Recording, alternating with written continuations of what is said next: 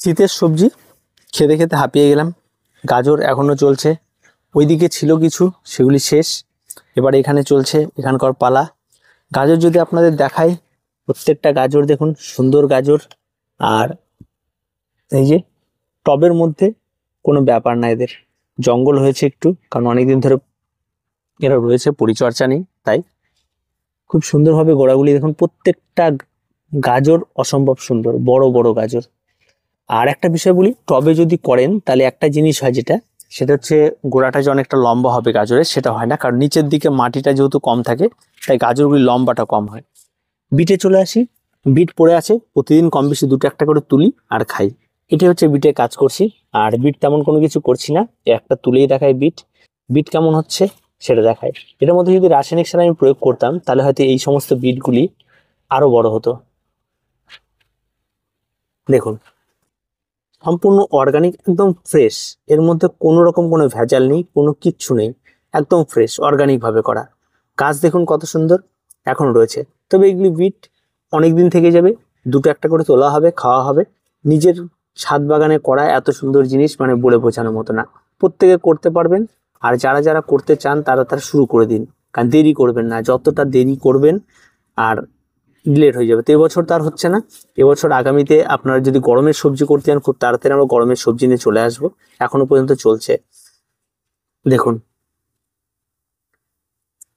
তো এটাকে তো নিয়েই যাব, এটা আপাতত এখানে রেখে দিচ্ছি। প্রত্যেকটা গাছের গোড়ায় যদি দেখেন, বিট কিন্তু প্রত্যেকটা গাছের গোড়াতে রয়েছে। এবার আপনি যদি এই বিটটা আশা করেন যে আরো বড় হবে, বাজারে এত বড় বিট পাওয়া যায়, তাহলে কিন্তু মোটেও হবে না। কারণ বাজারে যে সমস্ত বিটগুলি পাওয়া যায়, সেখানে সম্পূর্ণটা রাসায়নিক সার প্রয়োগ করা হয়। আর এখানে অর্গানিকভাবে করতে গেলে কিন্তু ধৈর্য সহ্য রাখতে হবে। আর সাইজ কিন্তু সেরকম সাইজ পাবেন না, এই সাইজটা বেশ ভালো আছে, ঠিক আছে। মোটামুটিভাবে কম বেশি সাইজ যা পেয়ে যাবেন, তা আপনার খাবার অন্তত চলে যাবে। এই যে এগুলি দেখতে পাচ্ছেন, এগুলি যদি আরো বড় করতে চান, তাহলে কিন্তু সেগুলো হবে না। এই যে ছোট্ট ছোট্ট টবের মধ্যে এগুলি রয়েছে, এগুলি কিন্তু খুব যে বড় হবে তেমনটা কিন্তু কখনো হবে না। আপনি চাইলেও সেটা করতে পারবেন না, তার কারণ একটাই, এই সমস্ত কিছুগুলি কিন্তু আপনার অর্গানিক ভাবে। পালং শাক খেতে খেতে হাঁপিয়ে গেলাম, এগুলি তো মোটামুটি ভাবে শেষ। ধনেপাতা পরে আরো লাগিয়েছিলাম, সেগুলি তো চলছেই।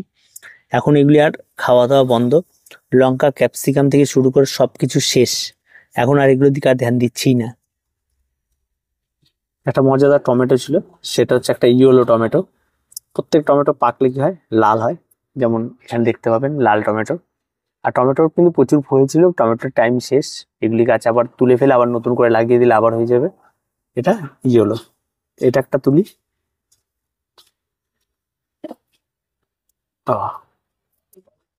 দেখে মনে হচ্ছে কোনো গাছের ফল। এখানে চলে আসি চেরিতে। চেরি টমেটো প্রচুর ধরে আছে, খেতে খেতে হাঁপিয়ে যাওয়ার মতো, প্রচুর একদম। তবে এই টমেটোটা বেশ মজবুত টমেটো, চট করে যে পড়ে গেলে যে নষ্ট হবে তেমনটা কিছু হয় না। আর বেশ কিছুদিন ভালো থাকে, অনেক দিন ভালো থাকে এই টমেটোগুলো।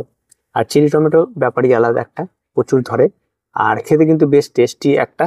আর এমনি কাঁচাও আপনি খেয়ে নিতে পারবেন, আর গাছ থেকে তুলে সরাসরিও খেয়ে নিতে পারবেন। বেশ মজাদার আর ধরে, আর দেখতেও তো অত্যন্ত সুন্দর লাগে। যখন একসঙ্গে অনেকগুলি ধরে থাকে, তখন কিন্তু দেখতে কিন্তু অত্যন্ত সুন্দর লাগে।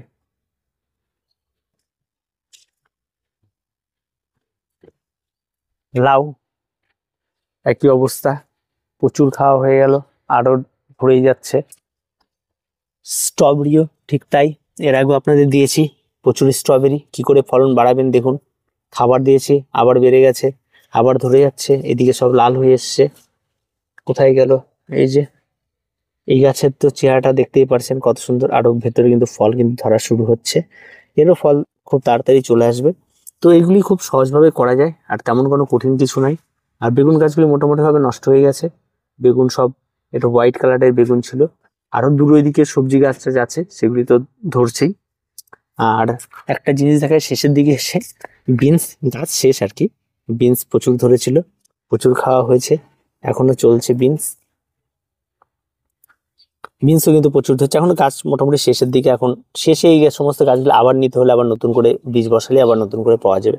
তো মোটামুটি ভাবে এবছর সবকিছুই ভালোই হয়েছে, আর খারাপ কিছু হয়নি, কমও হয়নি, প্রত্যেকটা জিনিসই ভালো হয়েছে। তো আজকে এ পর্যন্ত, দেখা হচ্ছে পরবর্তী ভিডিওতে।